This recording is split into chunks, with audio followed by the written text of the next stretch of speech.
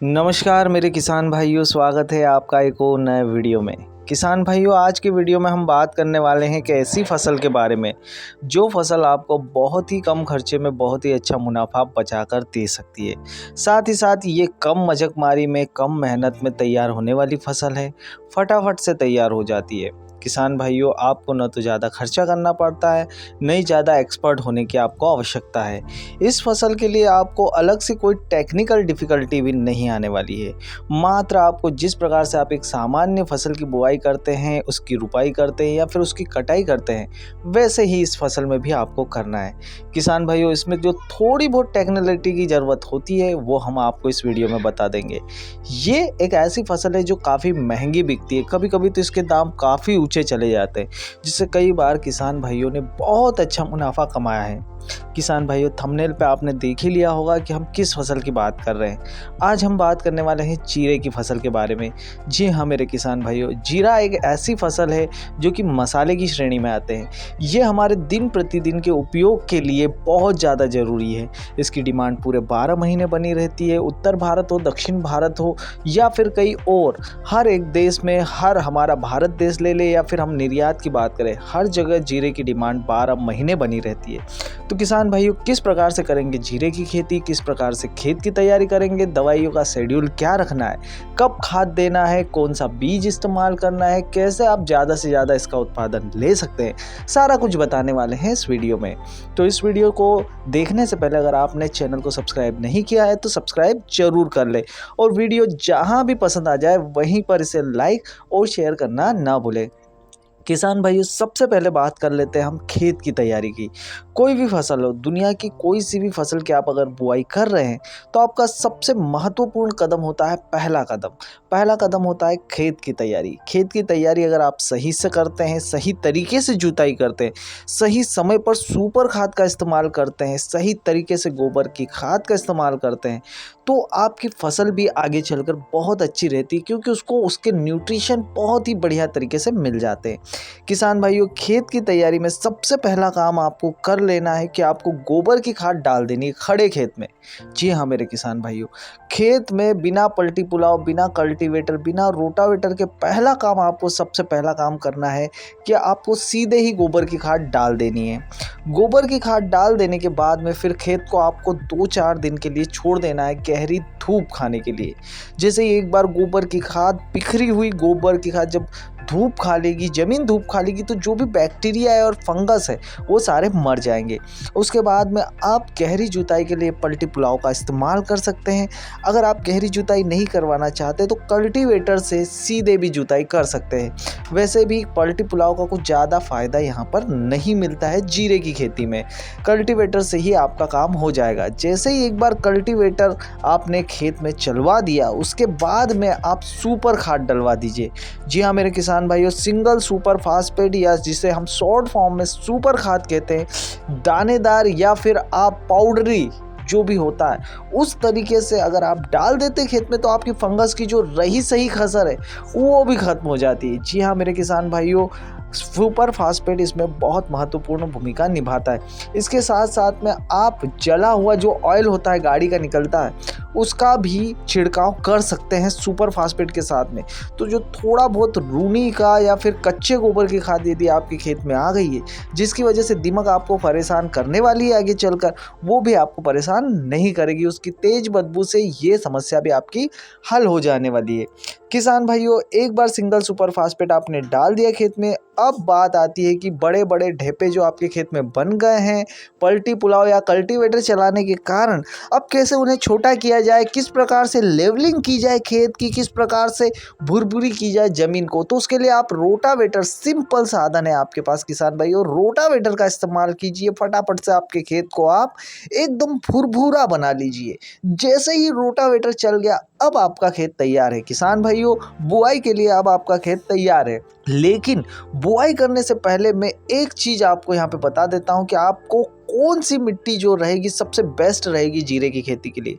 किसान भाइयों, वैसे तो जीरे की खेती हर प्रकार की मिट्टी में की जा सकती है। कोई भी मिट्टी हो, रेतीली मिट्टी हो, काली मिट्टी हो, पीली मिट्टी हो, जैसी भी मिट्टी आपके क्षेत्र में पाई जाती है, आप अक्टूबर और नवंबर महीने में आसानी से उस मिट्टी में इसकी बुआई कर सकते हैं।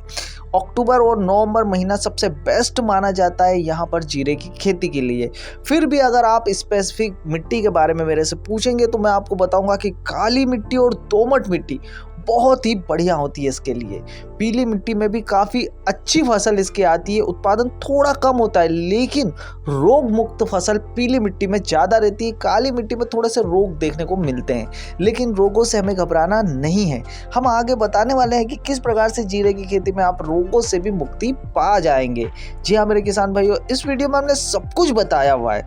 किसान भाइयों, यहाँ पर काली मिट्टी, दोमट मिट्टी, पीली मिट्टी, चिकनी मिट्टी, उपजाऊ तरीके की कोई सी भी मिट्टी जिसमें ऑर्गेनिक जो मात्रा रहे ऑर्गेनिक मटेरियल की वो पर्याप्त मात्रा में हो, उस प्रकार की किसी भी मिट्टी में आंख मूंद कर आप इसकी बुआई कर सकते हैं। आपको कभी भी इसकी उत्पादन में कोई भी अंतर देखने को नहीं मिलेगा। किसान भाइयों, अब हम आ जाते हैं उन्नत फसलों के चुनाव पर। कौन कौन से उन्नत बीज है जो कि मार्केट में बहुत फेमस है जीरे की खेती के लिए। तो सबसे पहले अगर मैं बात करूं तो अवनी 121, अवनी 111, दिनकर की पोखराज, साथ ही साथ वेस्टर्न एग्रीसीड की C45 और C60, कुछ ऐसी वेराइटियाँ हैं जो कि काफ़ी फेमस है जीरे की खेती के लिए। जीरे की ये बहुत ही उन्नत फसलें हैं, काफ़ी अच्छा उत्पादन देती है।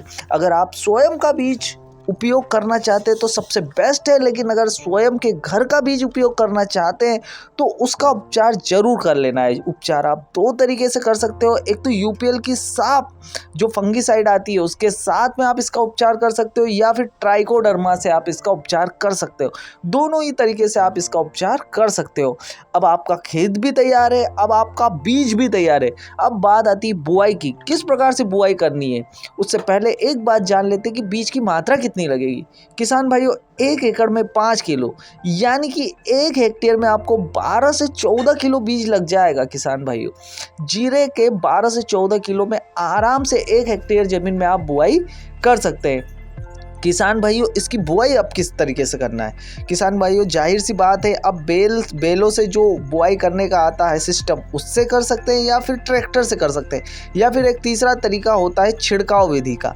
छिड़काव विधि का तरीका तो आजकल कोई आजमाता नहीं है, बैलों को भी आजकल उतना महत्व नहीं दिया जाता है। तो सीधी सी बात है, अगर आप ट्रैक्टर से बुआई कर रहे हैं तो आपके बीज से बीज की दूरी 5 सेंटीमीटर रख लीजिए, और साथ में लाइन से लाइन की दूरी 24 से 22 सेंटीमीटर के आसपास रख लीजिए।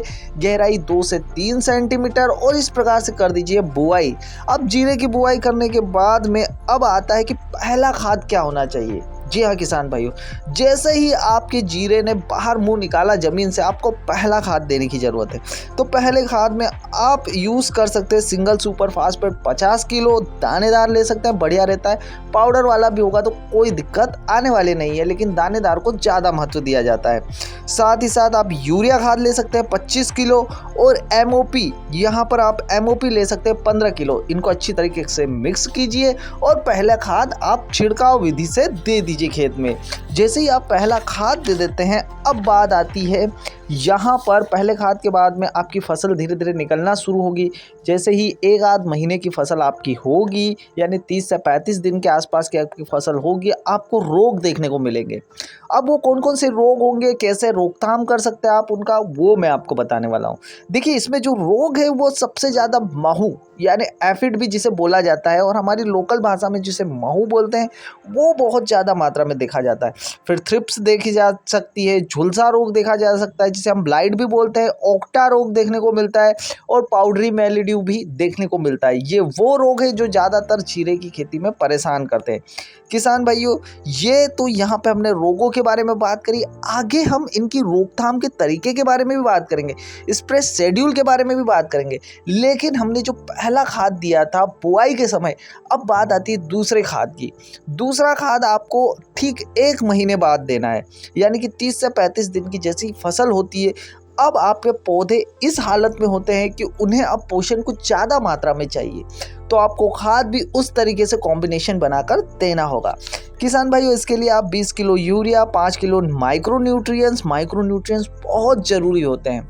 सल्फर हुआ, जिंक हुआ, मैग्नीज हुआ, ये ऐसे माइक्रोन्यूट्रिएंट्स है जो फसल की मेन उसकी स्ट्रेंथ को बढ़ाते हैं, उसकी रोग प्रतिरोधक क्षमता को बढ़ाते हैं। तो माइक्रोन्यूट्रिएंट्स जरूर लीजिए, 5 किलो माइक्रोन्यूट्रिएंट्स ले लीजिए। 3 किलो इफ्को की सागरिका जो आती है वो दानेदार, वो मिला लीजिए और अच्छे से मिक्स करके आप फिर से एक बार छिड़काव कर दीजिए। जैसे ही छिड़काव करते हैं फिर आप सिंचाई कर दीजिए ताकि खाद जल्दी से जल्दी अपना असर दिखाना शुरू कर दे। किसान भाइयों, अब बात आती है दूसरे खाद की।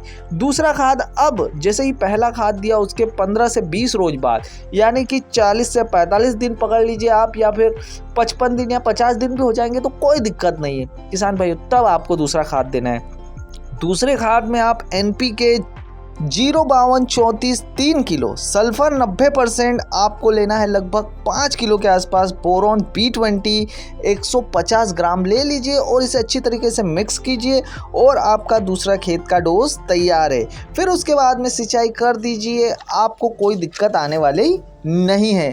किसान भाइयों, अब हम देखने वाले हैं किस प्रकार से आपको दवाई का शेड्यूल रखना है। पहली दवाई आपको कब देनी है, दवाई का छिड़काव कब करना है।